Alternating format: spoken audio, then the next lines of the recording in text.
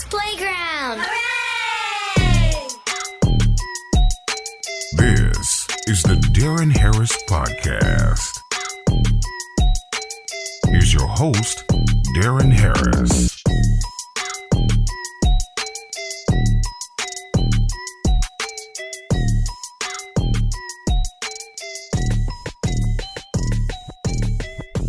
On September 13th, 1996, the hip-hop world lost one of the greatest talents to ever bless the mic. Tupac was killed in Las Vegas, and now, more than 20 years later, police have made an arrest in connection with his murder. That's what I'm talking about today on the Deron Harris program. Welcome, folks. Hey, what's going on with you? What's going on with you? Hopefully everything was good. Hopefully you had a good week. My week, had a pretty bad week. I lost a very close friend of mine. And that really hurt. It hurt because I had just called this person and I had talked to him maybe 3 weeks ago. And he seemed fine. And I got a call from some friends yesterday that informed me that he had passed away. So I just want to dedicate this show to my man Deja Reigns. You know, I know heaven is bumping house music for you, brother.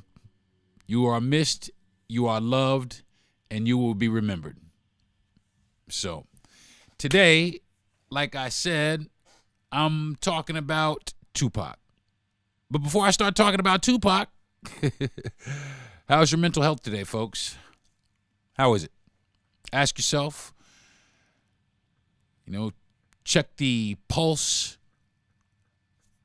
see where you are mentally. Are things stressing you out? Is the job getting to you? Home life? Are any of these things getting to you? Well, do yourself this favor. Take some time out for you. Now, I know that seems easy to say, but trust me,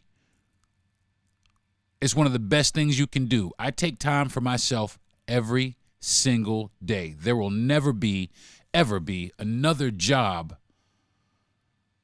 that will make me neglect myself or my mental well-being, and that is the facts, Jack. I'm not even kidding. So do yourself that favor, man. Take care of yourself mentally because it matters. So, all right. Like I said, back in 1996, a lot of us weren't there, but I know a lot of us know about it. We all know Tupac was killed in Las Vegas. And they found a guy. Now, we're going to go through some things. Today. We're going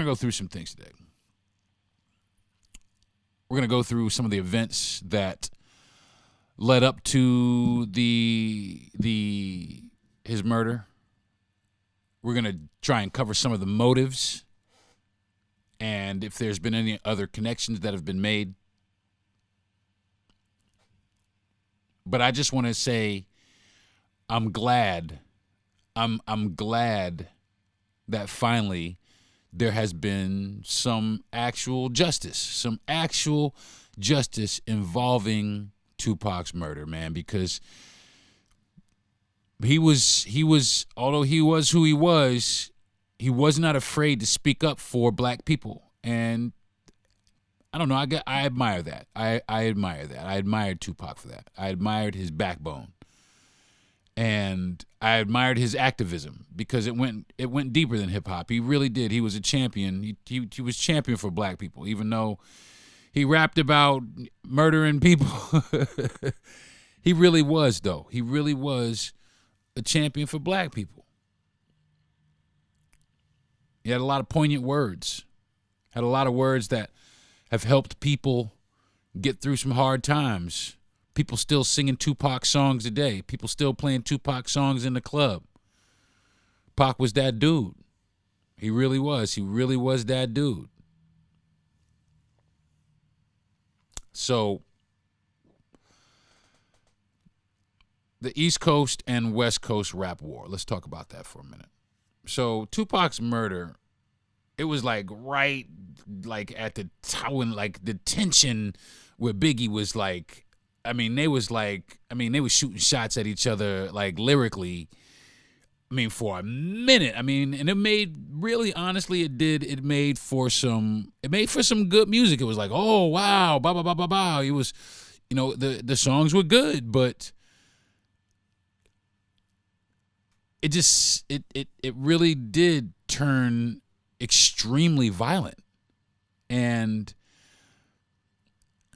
I don't know if anybody remembers, but NWA went to New York one time, and I believe something happened, and there was an altercation where they were in a fight there, and NWA made a song called, an album called "Niggas for Life," and they had a song on that album about Ice Cube called Benedict Arnold, and it was basically how Ice Cube abandoned the group to go over to the East Coast and start fucking with Chuck D and Public Enemy and all the dudes on the East Coast. And Cube was like, look, I'm just trying to expand my horizons, but it really got really personal. They took it real personal. And it kept escalating and escalating. And it just got to the point where it became like really toxic. So they shooting shots at each other,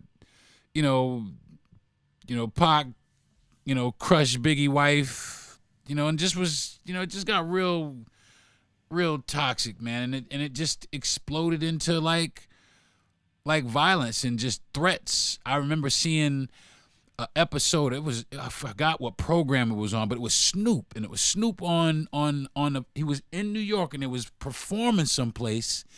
And I realized that, or everybody noticed that, or I guess he noticed that everybody was kind of like calling him corny and booing. And this was in New York. They was in New York performing. And Snoop was like, hold up. Y'all ain't got no love for the West Coast over here on the East Coast? And he stopped what he was doing. He straight up was like, y'all ain't got no love for the West Coast over here on the East Coast? Well, then fuck y'all then. And that's really kind of where, as far as I can remember, where a lot of this negativity with the East Coast and West Coast raps began. And I gotta say, man, I'm glad that we are all through it and everybody is on some collabo shit now. We got producers, crossing up, between different coasts and, different regions of the country, everybody collabing together. And that's what we needed in the first place. We never needed this rap war to begin with, because it sidelined us for so many years. It really sidelined the progression of black people and black music, believe it or not. Because of this, it took up so much time. And the same thing with Biggie's murder. It took up so much. It has taken up so much time and so much why, where, same thing with Jam Master Jay. Who killed Jam Master Jay? And that's the thing. There's no other genre of music that has sustained this. That has sustained, maybe John Lennon, maybe a few, but not at this rate. Not for the reasons that these people are killed. Tupac was killed because he was an affiliate of a different gang. It was a gang, and it was the West Coast Crips or the Southside Crips that had beef with the gang that he was in. So I don't know if anybody remembers, but there was a videotape where there was a altercation in a hotel lobby, and Suge was there, and it was kicking somebody. Well, one of them dudes was the dude. His name was, I believe, I'll get his last name for you, but his name was Orlando, and that dude had been identified as the dude who actually fired the shots that killed him, that the fatal shots that killed Tupac. That dude Orlando. I gotta get this dude's name, but he fired the shots. But there were other people in the car. There were other people. Now, that dude Orlando, he ain't with us no more. That dude got smoked. And a lot of people seem to think that dude, they roasted him because he killed Tupac. You know, he shot Tupac. So, like I said, they just made an arrest. And like I said, it's like over 20 years later. They made an arrest in connection, and the dude's name is Keefe D. What? Keefe D. What? Yes, Dwayne Keefe D. On September 29th, 2023, a grand jury indicted Dwayne Keefe D. on charges of murder with a deadly weapon in connection with the 1996 killing of rapper Tupac Shakur. Davis, a leader of the Southside Compton Crips gang, was believed to have orchestrated a plan to commit the crime with several other individuals. He is the last known survivor of the people thought to be in the car that attacked Tupac. So they got that motherfucker. And you'll never guess how they got his ass. I think it's hilarious. Because this guy's a complete dumbass. Because he was writing a memoirs for some reason about being this Crip dude, and he made mention of him in his memoirs. And I guess they were going through his computer. They got a search warrant, went through his computer, found this information, and made the arrest. So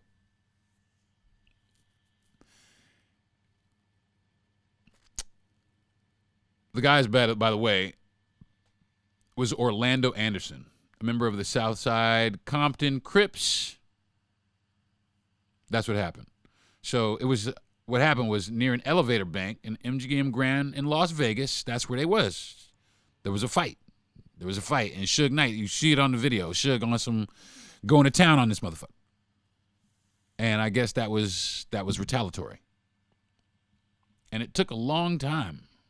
I think it's a long time for anything to be found. And that was because a lot of people, especially in the gang culture, a lot of people was like, yo, we're going to take care of this shit ourselves.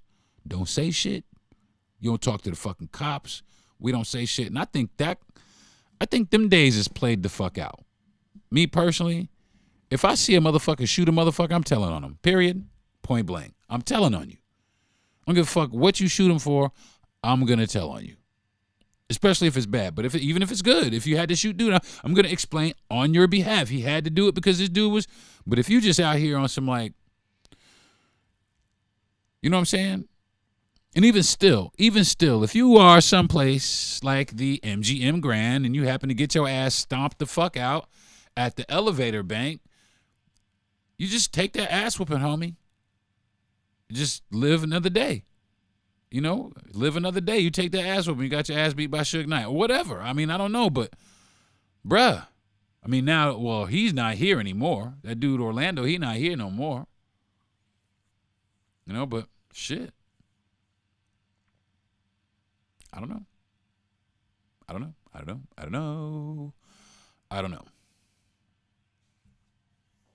So, Tupac's murder and Biggie's murder as well, and some of the other murders as well, Jam Master Jay, they have had a huge impact on hip hop culture. Not just hip hop and hip hop, like black culture as well. But it's had a huge impact on this culture. And I am finally glad to see that there was some justice, some actual closure. So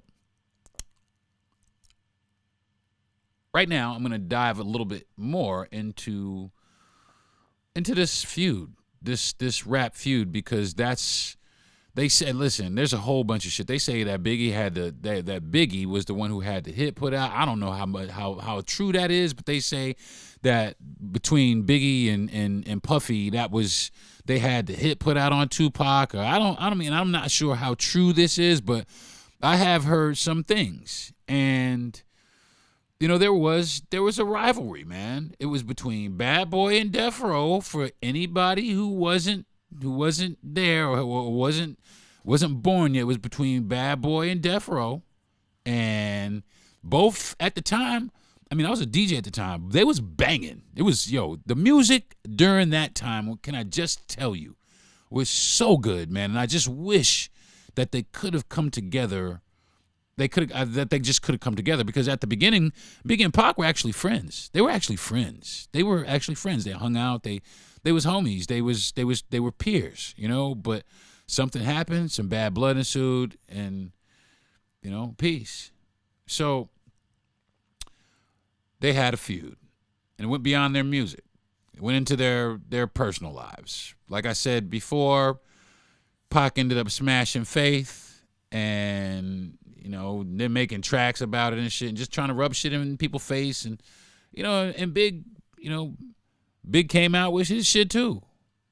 Who shot you? That was my jam, But there were other factors though. There were other factors that I believe played into this whole animosity between the two. The media.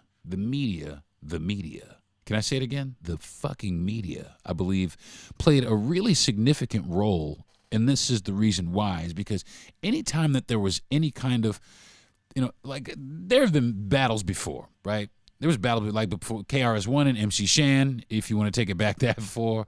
Rakim never really battled Big Daddy Kane, but to everybody else, there was this inside your head battle of who was better. There have been battles. People have been battled. Jay-Z and Nas, or Jay-Z and DMX even. There have been battles. And this was another battle. But none of those battles were really sensationalized like this one. It was really the East Coast versus the West Coast. And they really, on both coasts, they made it seem like each coast was evil. Like the evil, and it just really... and then other people got involved. There was other people on the tracks, and Junior Mafia, and the other people on the Death Row label, all kind of people just taking shots at each other for nothing, just because Pac and Big had problems, and it just created this whole thing, and the diss tracks and so on and so forth, and there was like this. There was this perceived disrespect, right? Like there's like this perceived, like where it was like, like people thought that everybody took their lyrics and just kind of, oh man, you gonna let me get away with that? Oh man, wait. Maybe it was just some. Nah, man, he's shooting shots directly at you, man. And in the world of hip hop, if you definitely gotta come back at that shit. So. That's what it was. So another reason is, like I said, regional pride. People take pride. And that's why the other rappers and other people got involved. All these other people got involved on both coasts, all these other people. And all of a sudden it's this big, huge tension in music. They put out some great music, but it was a lot of tension. There was a lot of violence. It went beyond just Tupac and Biggie. There was a lot of violence anyway. There was a lot of just wilding out at the clubs anyway. Even in the private sector, even with the music just. Psh. And I'm glad to see that, it's kind of getting a hold on to it, but we still got shit happening. We got Triple X killed. You know what I'm saying? Nipsey Hussle. Why people be killing rap stars? Rap stars be killing rap stars. More importantly, I can kind of get it to a degree, but my man, why you in the hood? in that level. People stay in the hood doing the same thing. I remember hearing stories about rap artists who have made it, and still in the hood selling drugs. For what, man? For what? Why you still in that life, bro? You know you got haters everywhere. And the first chance they get to smoke you, they gonna smoke you. They gonna snuff you the fuck out. But it was different in the case of Big and Pac, really, because it, as much as people speculate and say that it was Puffy and Biggie who want to, they speculate and say they were the ones who took out the contract on Pac. I don't really believe that to be true. I believe that it was really mainly gang affiliation. I mean, in the altercation that had happened in Las Vegas. I mean, I really do. That's what I believe. I believe that. There's nobody who could tell me that. I don't think they really had anything to do. I think they was just really busy trying to make some money, man. I really think that both sides were in their heyday on the respective side. I mean, because like I said, they was both putting out solid ass bangers, and it just got too personal. We got to take the personal out of hip hop. That's one thing that I haven't noticed. There's battle rap. There's always battle rap. In the world of hip hop, and I'm a hip hop head, don't go get me wrong, but there's always battling. We're always battling at something. Battling. We are the only genre of music that battles. The fuck we fighting each other for, man? The fuck we fighting each other for? There's so much unnecessary disrespect. There really is. But you know what, though?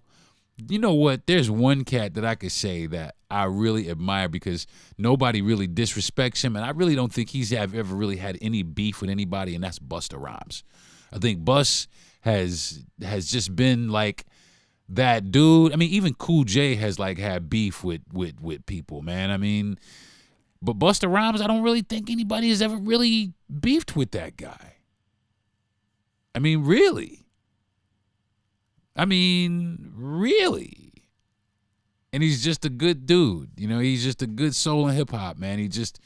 He's a good soul in hip hop, and that's what hip hop needs. We need more cats like Busta Rhymes that's serious about their craft, but can keep it gully, but can still keep it respectful at the same time. Keep it competitive without making it offensive or hurtful. And that's what we need. We need to take the hurtful out of hip hop.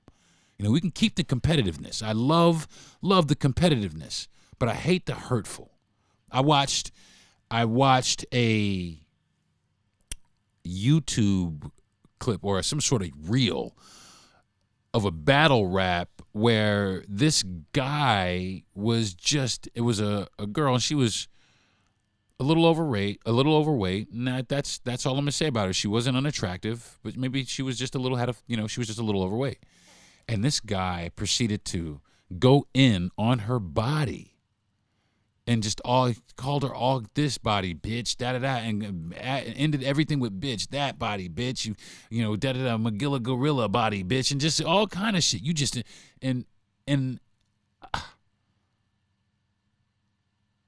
where the fuck did you get that from? I mean, where did you think that this was, at what point did you think that this was some heat? Like you were heaty hot. Oh, I'm going to crush the game with this. No, man, all you're going to do is make yourself look like a total and complete douchebag. Because that's what the fuck you are. That's what that shit is, man. We need to take the hurtful out of hip hop, man. Take it out. It ain't got no business being there. It was put there by our frustration and oppression from a system that we had no control over. And that's fact. So now that we know, now that we have that knowledge, why don't we push past that? Why don't we say, ha, you got us on that one. Fool me once. Shame on you. Fool me twice. Shame on me. So let's get the fuck out of this. All right? And I'm glad, like I said, it feels like we're coming out on the other side of this, but it still permeates in the hood. The long-lasting legacy of these altercations and beefs and just, like I said, perceived disrespect have lasting impacts in our communities. They really do. They've had, fathers, mothers, sons taken away from us and still are.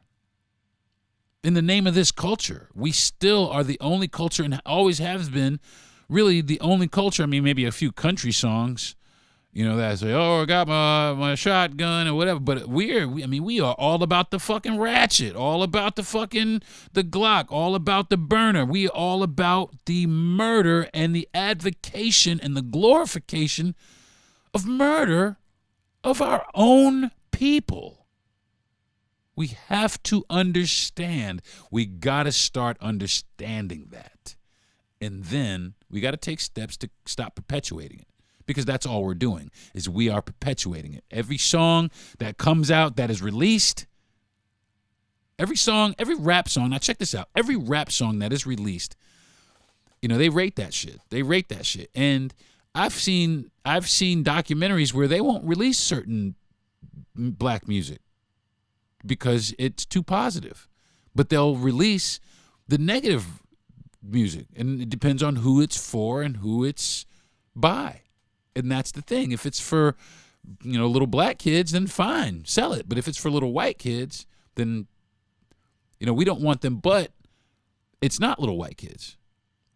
It's little black kids that's doing this. Isn't it? So they sell that image to these little black kids of all, little Latin kids, little kids of color, really, little black and Latin kids of, all your flash and your gold, and you got to sell drugs, and, you got to do this to obtain all that. They take every other option away from you via music and music video, because a lot of it is visual.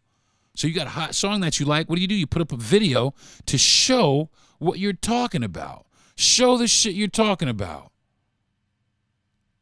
And people take that image and they run with it, especially when they're young. And they're getting younger and younger. We just had an 11-year-old shoot a 14-year-old at football practice the other day. It's getting out of hand, folks. But we can reel it in. But we have to realize that we are conscious of it already. Fool us once, shame on them. Fool us twice, shame on us. So I challenge, this is a challenge I'm going to issue to people. This is a challenge that I'm issuing to you. If you're having children, right, and I don't care where you are, because this applies to everybody who's having children, who want to be good and active parents in their children's lives. Now, I'm not saying censure what you're, to a degree, but be active in their lives. Don't perpetuate this ideology to them. Don't perpetuate. We the only people, we bad bitches. We real niggas. We the only people that's like that. We dogs. We the only people who put ourselves down like that. And it's the music. The music is the easiest and the quickest way. Why? Because it's catchy. It's got a good beat to it. How do I know? I make beats. So I've done this before to hip-hop artists in the past. Hey, y'all, let's try getting together and making more positive music. So much positive music that they have no choice but to put it out. But even, let's take it a step further than that. Let's put it out ourselves. Let me say that again. Let's put it out ourselves.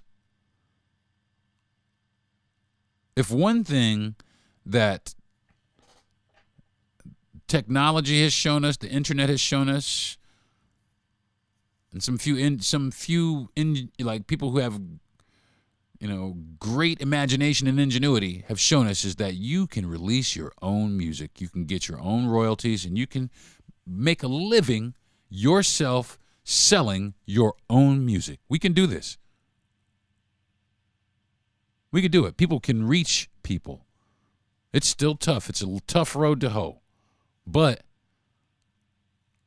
at least you get to put out the content that you want without having somebody govern what can and can't be released to a particular audience.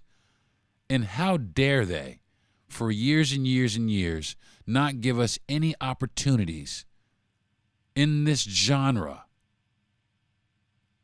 any opportunities unless, any real significant, unless we are talking about the murdering of our people, the disrespect of our people. We gotta realize this. We gotta realize that we've been duped. Okay, got us, man. Damn, you got us. But you're not gonna get us again. Okay, we're gonna stand up for that. We're gonna stand up for ourselves, and then there won't be any of it. But you know what's happening? There's other rap taking over. And I'll talk about that when I come back from my break. This is Darren Harris Podcast. I'll be right back. Okay, round two. Name something that's not boring. A laundry? Ooh, a book club. Computer solitaire, huh? Sorry, we were looking for Chumba Casino. That's right. ChumbaCasino.com has over 100 casino-style games. Join today and play for free for your chance to redeem some serious prizes. ChumbaCasino.com. No purchase necessary. Void where prohibited by law. 18 plus. Terms and conditions apply. See website for details.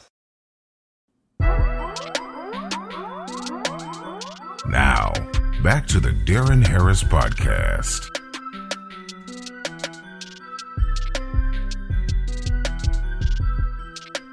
Hey folks, what's up? Welcome back to the program. Today I'm talking about, they found a dude who killed Tupac, or was the last one of the people who were involved in the murder of Tupac.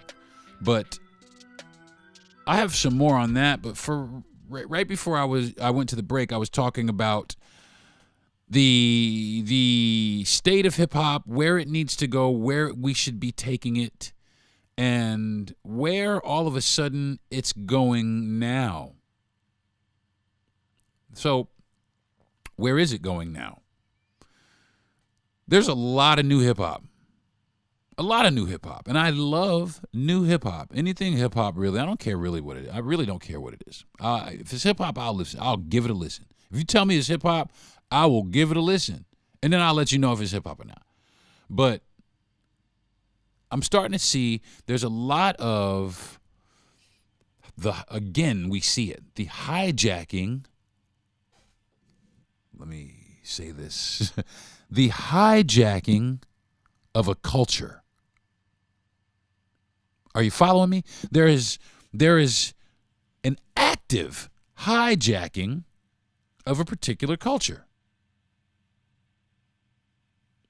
Now, over the years, there have been many white rappers who have stood on the side of black rappers, who have stood and embraced and understood that this was a thing, that they are guests here.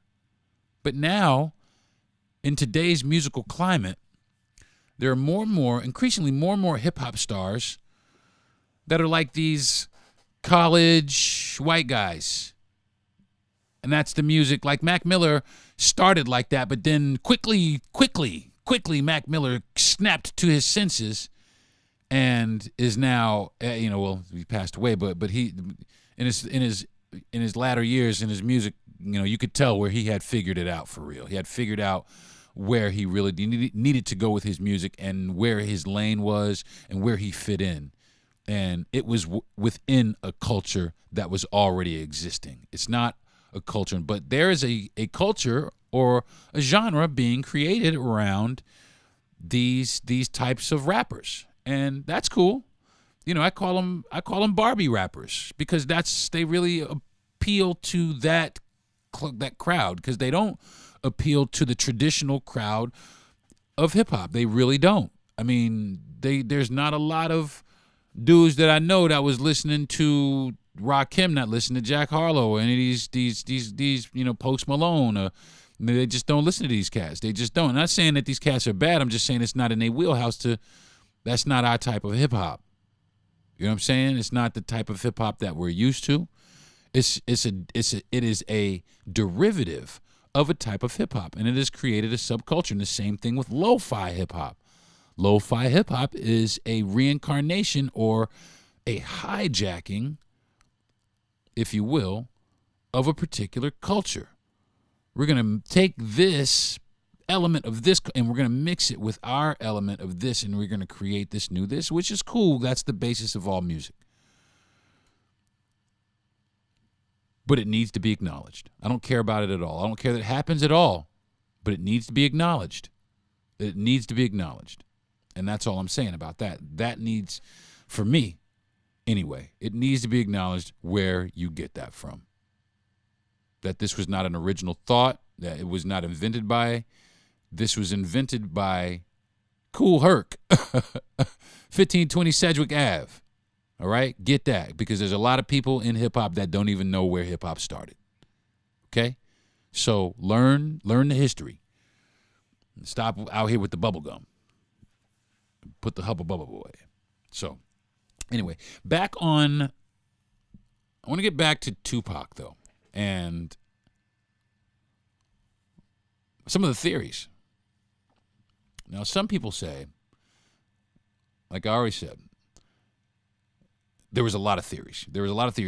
They say law enforcement played a role in Tupac's murder.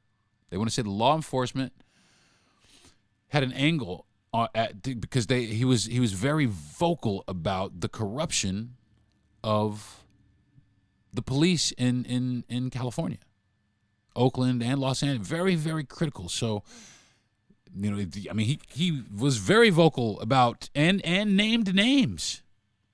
And one thing he was able to do is very charismatic. He was able to command a crowd of people, and that when you're able to do that, especially at a level, I mean, if you could do that at a concert, cool. But if you can do that as an activist, and especially as an activist for your people, now you're raising some eyebrows.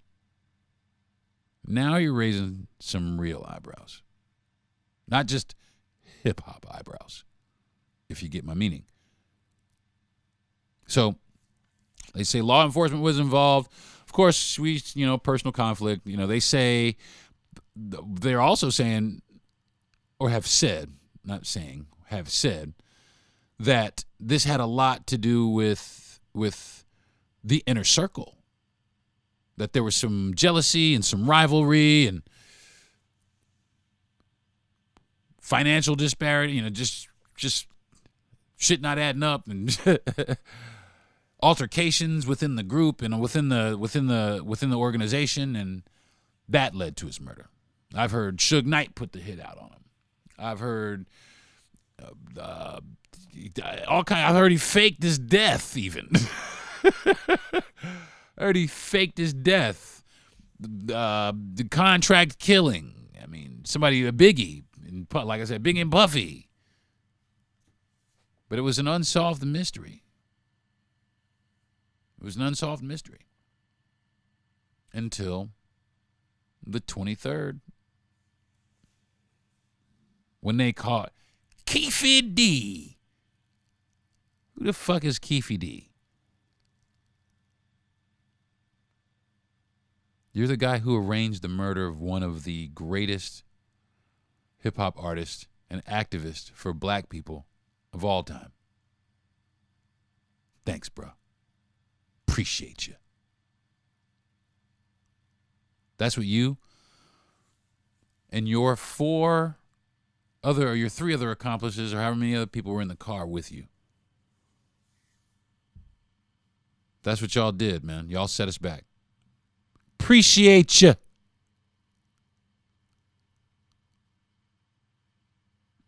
And the same thing goes for the people that killed Biggie. And these murders go unsolved, even these murders go unsolved because, for such a long time, because people don't want to get involved. Because people don't want to be heard. They just don't want to be hurt. They don't want their families hurt. They don't want to stop their livelihood. It's easier for them to turn the other cheek than to put their, lives at risk. But these people aren't that powerful. They like to think that they are. Their money likes to tell them that they are. But I think that concerned people and people who love their community, people who love their people, are stronger. And it's that simple. It's that simple. And like I said, you can see positive strides. You see positive strides in hip hop. And it makes me think about guys like Heavy D. Heavy D and the boys. Remember Heavy D? Heavy D. I used to love Heavy D. And the reason I loved Heavy D is because Heavy D, for one, didn't curse. Didn't curse. At all. And sold hit record after hit record after hit record. And number two, Heavy D could rap his fucking ass off. He was one of the best MCs of all time. Heavy D. And for three, he promoted positivity. He was a positive rapper. He was positive.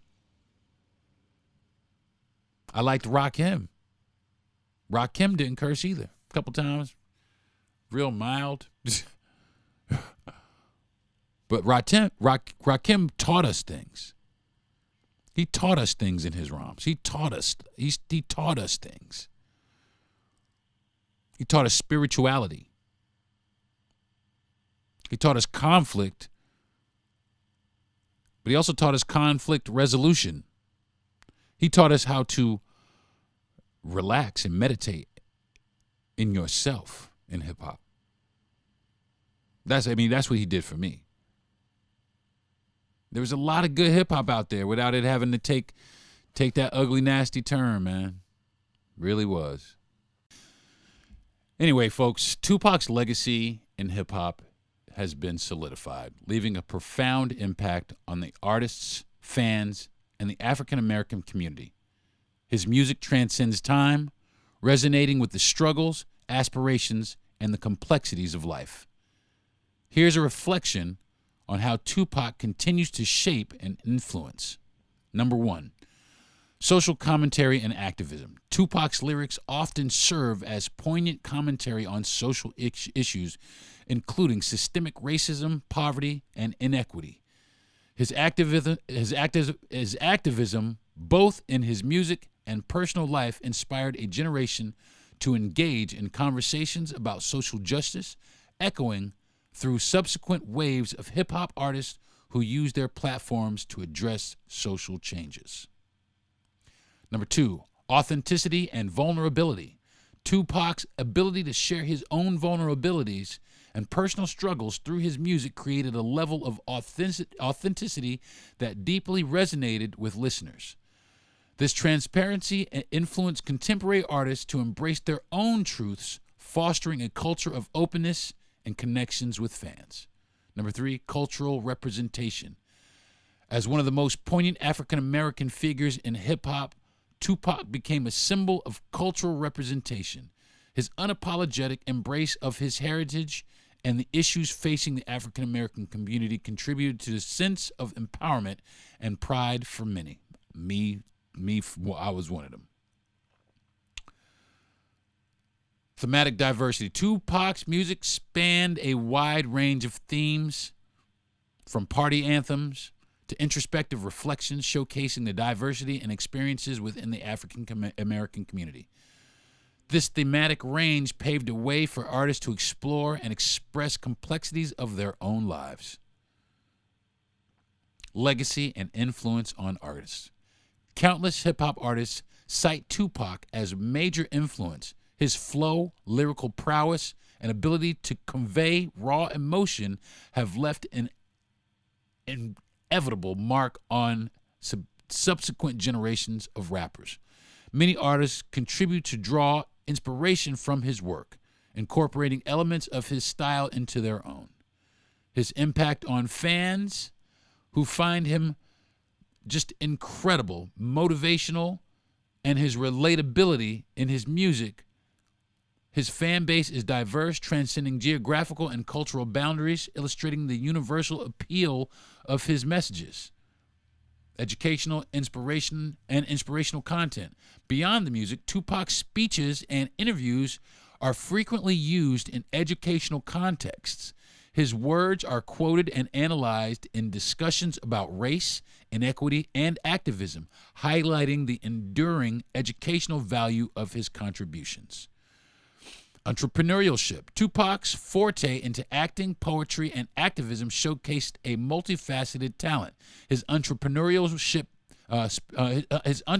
spirit and the ability to diversify his contributions set a precedent for artists to explore various creative outlets in their own music. In summary, Tupac's legacy is a tapestry woven within the threads of activism, authenticity, cultural pride, and artistic brilliance. His influence persists in not only the music industry, but also a broader conversation about social justice, making him an enduring figure whose impact continues to shape the landscape of hip-hop and inspire change. I got to answer the phone from my wife, so I'll be back in just a moment, folks. You're listening to the Darren Harris Podcast. Hey, folks, what's up? Welcome back to the program. Had to take a short break, take a call from a wife, but I'm back, and now I'm going to discuss, hypothetically, not really discuss, I had compiled a list of hypothetical situations if Biggie and Tupac were never murdered. Where would the hip-hop community, and not only the hip-hop community, where would the black community be if they had never been murdered? So, number one is collaborations and unity. The tragic East Coast-West Coast feud was a defining narrative of the mid-'90s hip-hop scene. If Tupac and Biggie had not been murdered, their potential reconciliation could have inspired a new era of collaboration and unity. Their continued presence might have encouraged artists from both coasts to work together, breaking down geographical barriers that once divided the community. Now, that's happening now, and you're starting to see that a lot. You're starting to see artists, like I said earlier in the podcast, you're starting to see artists from all different places, different coasts, different countries even, working together, working with different producers, working with different rappers, working within different genres, and it has created a different. It has created different music. It has created different genres, and I can't help but wonder, and many people are the same as me, can't help but wonder, if Biggie and Tupac had not been killed, what would their influence have been on today's music? And I got to tell you, because it's still impacting music today, their legacy, and they've been dead for a long time, and their legacy is still impacting music today. I wonder if they were still alive, what the music landscape would be like now. Number two, the evolution of sound and style. Tupac and Biggie were at the forefront of shaping the sound and style of East Coast and West Coast hip-hop, respectively. If they had continued to evolve artistically, it could have influenced subsequent trends in the genre. Their continued contributions might have set musical benchmarks and paved the way for new subgenres and styles. And that's it. The subgenres are coming, but I mean, if they had been here, could you imagine what in the styles that they conceived, they put forth, that they basically blessed hip hop with, and all of us, like I said, I'm Captain Hip Hop. You know what I'm saying? And their styles, especially Biggie's, their style for me. In the East Coast West Coast thing, I'm from Brooklyn, so I'm always going to stand with Big, but I have nothing but the utmost respect for Pac. You know what I'm saying? Always have. But their influence on style, of the style, like fashion, the style of rap, the style of music, just their influence on the style, because they shaped a lot of that stuff themselves. There's no telling where we would be. Mentorship and influence is number 3. Both artists had the potential to serve as mentors and mentors for emerging talents. Their guidance, influence could have nurtured a new generation of artists, impacting not only their music but also the ethos of the hip-hop community. This mentorship could have contributed to the preservation of certain values and artistic integrity, because Lord knows today that there is some hip-hop out there that needs to be burned at the stake. And I'm telling you, it's just horrible. I mean, it's bad hip-hop. Now, like I said in the podcast, if you tell me it's hip-hop, I'll listen to anything, and then I will let you know if it's hip-hop. And I got to tell you, a lot of this shit that's coming out today, I mean, I don't even think that those genres would have existed if those two dudes was around. It would have been too much. It would have been too much pressure. It would have been too much pressure for some of these mumble rappers to stand in front of Pac or Big and call themselves rappers. I think it might have been a stretch. I think they might have had to create their own shit. Number 4, impact on activism. Tupac was known for his socially conscious lyrics and activism. If he had continued to be a vocal advocate for social injustice, it could have inspired and heightened a heightened sense of activism within the hip-hop community, but not just the hip-hop community, the black community as well. The genre might have become even more potent force in addressing the societal issues. I gotta get some new glasses. Number 5, influence on business ventures. Both Tupac and Biggie were exploring business ventures beyond music. Their success in areas like film, fashion, and entrepreneurship may have set a precedence for hip-hop artists to diversify their portfolios. The hip-hop community could have seen a surge in artists engaging in various business ventures, which that's happening now. Jay-Z is that dude. I mean, he really is. Jay-Z owns more shit than you know, and there's more people following in those footsteps. But those two guys, they really kind of pioneered that. They really kind of, started setting, along with Dr. Dre and Puffy and a few of those other cats, and even Suge, started, let's start making some real strides and some money in hip-hop. And they did exactly that, and they pushed it so far that it's still being pushed today. It's still going today. You know what I'm saying? It's like a top that got spun and it never stops spinning. So, and of course, number 6, impact on hip-hop culture. Tupac and Biggie's continued presence could have further solidified their impact on hip-hop culture. Their legacies might have shaped the narrative around authenticity, storytelling, and cultural representation. The hip-hop community might have evolved with a stronger foundation built on the pillars that they established. And that right there is big to me. And the reason why is because the hip-hop has been pulled apart so bad. It's just been used by everybody in every genre. Hey, let's throw a little bit of rap in a Britney Spears song and all kinds of, come on, man. And then they got people rapping that shouldn't be rapping, and it's been bastardized, and a lot of the purity has been taken out of it. But I have to say, in recent years, with cats like, and I will say, I'm gonna go ahead and say, Eminem is in that for me as well. But Kendrick Lamar and J. Cole, and there's some cats that's out. Joyner Lucas. There's some dudes out there that are really keeping that going. That whole, even like dudes like Anderson .Paak, because that he's more than just a singer and a drummer. That dude can rap his ass off, but he's a rapper, man, for real. And it's not like this garbage out here that people are just putting together to make a couple of dollars for a few years so they could buy themselves some Gucci pocketbooks or some shit. I don't know. I'm looking for real hip hop, and I always have. Number 7, global expansion. The global reach of hip hop may have been accelerated with the sustained presence of Biggie and Tupac. Their international appeal could have opened new doors for artists from different regions, contributing to a more globalized hip-hop community. Now, hip-hop is global. Hip-hop is global, but it wasn't that global. It was people still really kind of overseas. There were people still kind of really learning how to do it.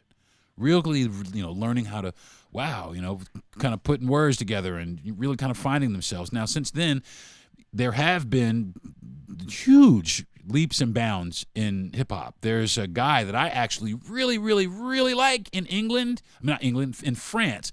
I can't understand a word this guy's saying, but I know, and I've saw some translations. This guy's a serious rapper in France and has some of the greatest beats, that I've heard. And that's what I'm saying. Even on that forefront in the area of production in hip hop has grown. People are producing hip hop all over the world. In Japan, in Iran, people are risking their lives to produce hip hop, which I think that's awesome. I think that's absolutely great.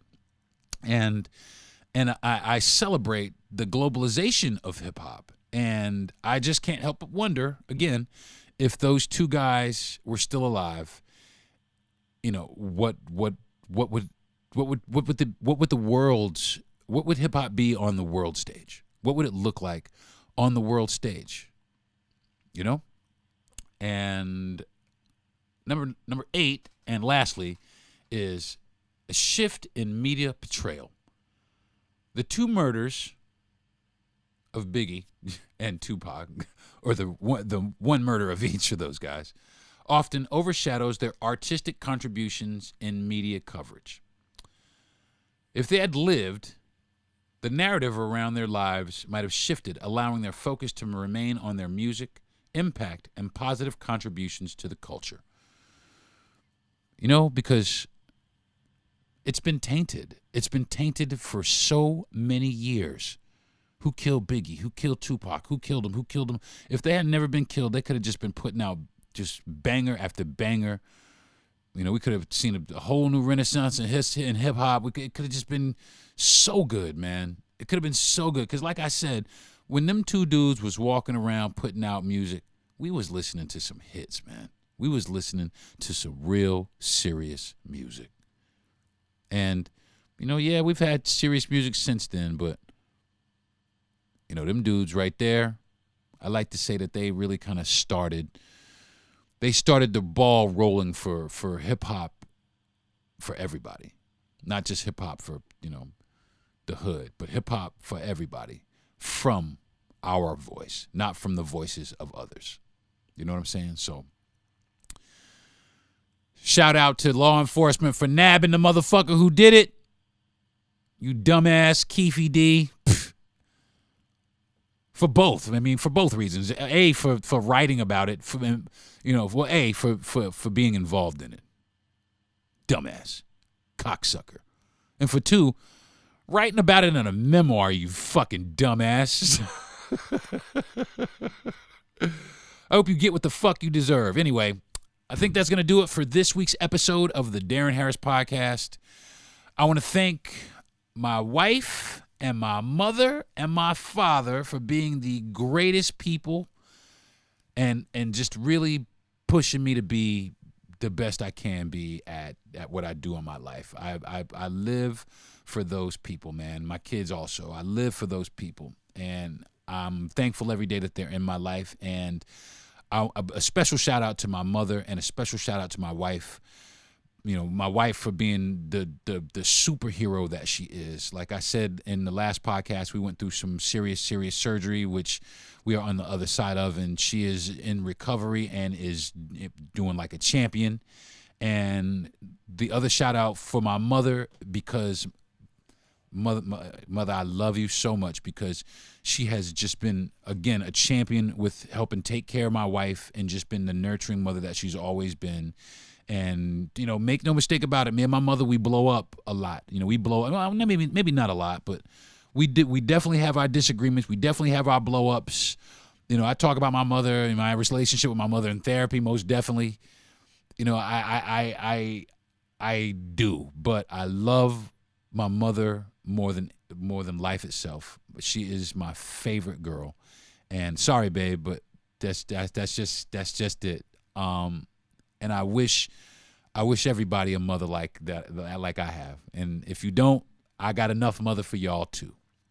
And I want to thank my best friend Jay for encouraging me and putting me up to do this and making me believe that I can do anything. And while I'm at it, I want to give a shout out to all my friends, all my close friends, all my really close friends. My friend Jay Yandel, my friend David Chittum, and my friend David Young, LeVar Sprosta. I want to give to all my guys, Jose Candia. I want to give a shout out to all my guys, and I'm sorry if I missed anybody. And I want to tell you and take this opportunity to tell you that I love you guys, man, with all my heart, because you never know when life will take you away. God rest the dead. I think about my man Griff Gotti every day. And like I said on Monday, a few days ago, I lost another very, very, very dear friend of mine, and Deja Rains. And I just want to say to you, brother, that you will be missed. You will be missed terribly, man. You will be remembered always. And anytime I hear any kind of soulful house music, I will make sure to jump down and cut a rug for you and with you, my man, spiritually and out here for the rest of my life, man. You will always have my thoughts. Your family will always have my prayers, and I will love you forever, man. I'm going to miss you, and I bid you farewell. And I want to thank my man, Gentry Thomas, for giving me my platform. I really do appreciate you, man. And I wish you more success than you can know. So that's going to do it for this episode of the Deron Harris Podcast. And join me next week. I'm trying to get my wife on the show, but she's still, like I said, she's still recovering, and I'm just going to give her as much time as she needs. So I'm going to come up with some other topics in the meantime until she's ready. But when she's ready, I definitely want to sit down and let her tell you her story, because it is miraculous. It is what she did. I mean, any woman that has gone through this, you have my respect, and I bow down to you. You are superheroes. You are superheroes. And I will say, men, we can only wish to be as strong as a woman. I'm Deron Harris. This has been the Deron Harris Podcast. Thanks. I'll see you next week. Peace. You've been listening to the Deron Harris Podcast. Subscribe to the show, give a good rating, and everything you need to know is at DeronHarris.com.